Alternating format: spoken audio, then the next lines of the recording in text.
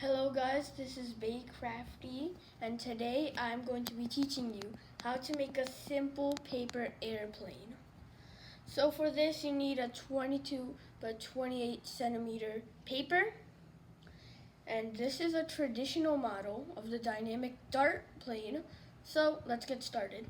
So the first thing you want to do is fold your airplane in half like this and unfold it. And now you want to fold the corner,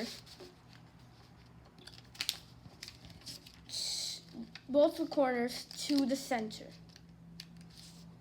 Now you want to bring this over here, and then crease it.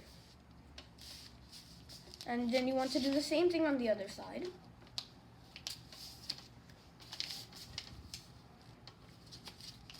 Then you want to fold it in half like this.